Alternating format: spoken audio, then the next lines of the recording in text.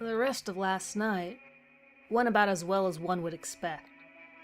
After washing what I'm still hoping was marker ink off of my 3-year-old daughter's hands and arms, I spent most of the night trying to pretend that I wasn't about to piss the bed while keeping her tight by my side, the image of Lexi's imaginary friend and her dark red eyes still lingering with me. Per some of your suggestions, I did some looking this morning over breakfast into the former owners of the house. This house has been around longer than I've even been alive, it seems. All the while sharing the table with my daughter and, by her own account, her newly found friend Beth. I couldn't help but get chills when Lexi would offer her orange juice or a leftover scrap of waffle, talking to her as if she were right there, just out of my sight. The other parents at my groups would tell me not to tell Lex that her imaginary friends weren't real. They said I should let her play them out and do my best not to stifle her imagination. Honestly, I can understand where they would be coming from with this advice, but Beth felt like a different case entirely. She's never been around before. In fact, Lexi has never even had an imaginary friend in her life. And now, all of a sudden, Beth appears with the sole intention, it seems, to terrify me. I'd glance up, over the top of my laptop to Lexi. She'd gleam up to me with her wonderful smile, mouth filled with waffles, before breaking my gaze to chat with Beth, whose responses avoided me. Although this wasn't the case for Lexi, who seemed to be having a full-fledged conversation about different rooms in our home. 20 years earlier, before I had even graduated from high school, a young family from Germany had lived in my home, as far as I was able to tell from Google. A man and a woman had moved to the US shortly after they lost their bakery back home. Once here, they had a daughter inside the house. A daughter who lived here to the age of 4 before dying of a particularly bad case of the flu. However, I wasn't able to find much more information past that. There's no names or records to speak of, but just enough information to further my paranoia. I had a busy day. My elderly neighbor Linda was kind enough to let me drop Lex off for a few hours, while I went out to get groceries and run a few scripts past my editor. When I came home, there were no strange reports to be heard, and I began to convince myself that the night prior may have simply been a one-off. A strange hallucination brought on by my growing irregular sleep.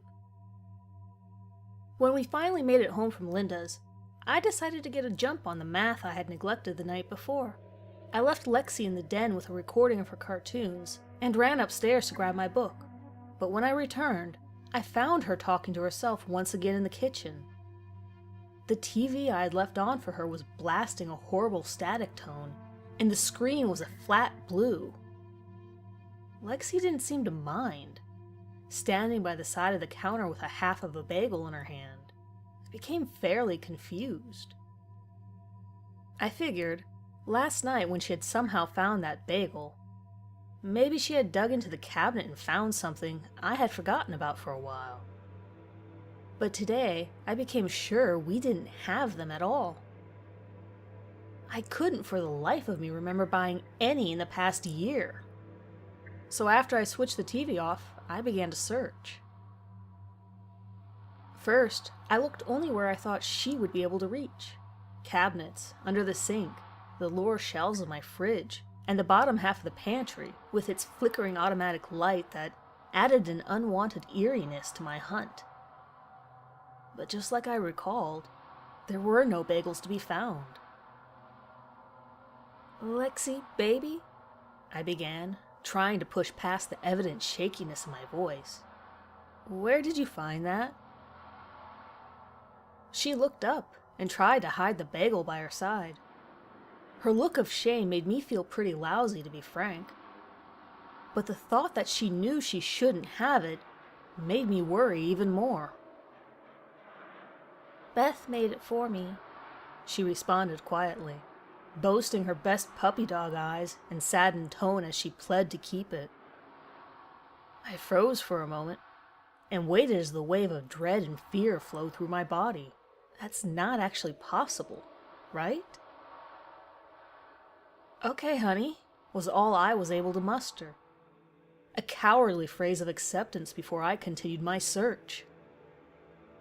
I began to move up through more and more unreachable spots in my hunt, over the sink with the bread, above the refrigerator where I kept old vases and pots, next to the microwave where I stored my cleaning supplies, all with no sign. Finally, I whittled down the search to the upper shelf on the pantry. I had already searched most of the pantry, its flickering lights still fresh in my mind, but I had closed the door. And as I made my way to open it again, a feeling of total fear overcame me. A cold sweat formed on the palms of my hands, and my knees began to waver. I should have known what a poor idea it was. I've seen plenty of movies, but my stubbornness got the best of me and I pushed on. The handle to the door felt unusually cold in my grip, and my spine shivered in anticipation as my wet palm slipped on the brass. I pulled open the shroud. I had already adjusted my view upward as I opened the door, and as per usual, the automatic light took a moment to switch on. Before it did, though, on the top shelf looking down at me glistened those two red eyes inside the figure of a girl, distorted and disfigured and shrouded by shadow. The figure wrapped itself in a blur of motion, as if to force me to look, but not allow me to see. The darkness around it seemed to absorb into her, like it had sucked what little light there was inward to shield herself. Suddenly, the light inside the pantry flicked on, and the figure was gone. For a moment I paused, if only to check that I hadn't shit my pants. I was able to catch my breath, suddenly realizing I had been holding it now for some time. Yet just before I moved to close the door, the flickering from the broken socket began again, something I somewhat expected, but certainly hoped would not happen this time.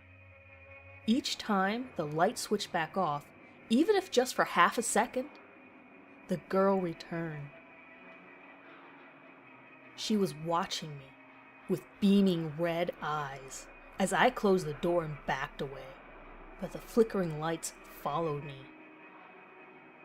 The light in my kitchen began to waver, turning itself off and on for less than a second in between. I turned to see my daughter standing under a wall-mounted phone by the doorway to our den, hearing her speak even before I was able to see. "He's the mean one, Daddy." She was pointing to something in the doorway. There was another figure, just as dark and lurking as the girl, standing taller than me at the entrance to our den. However, this one was different. Where the girl appeared only in the dark, this figure formed only when the lights came back on. The new figure moved toward me, slowly at first, but quickly gaining in speed. I moved, thinking it was headed for me, but it didn't seem to mind me whatsoever, roaring past and directly into the pantry.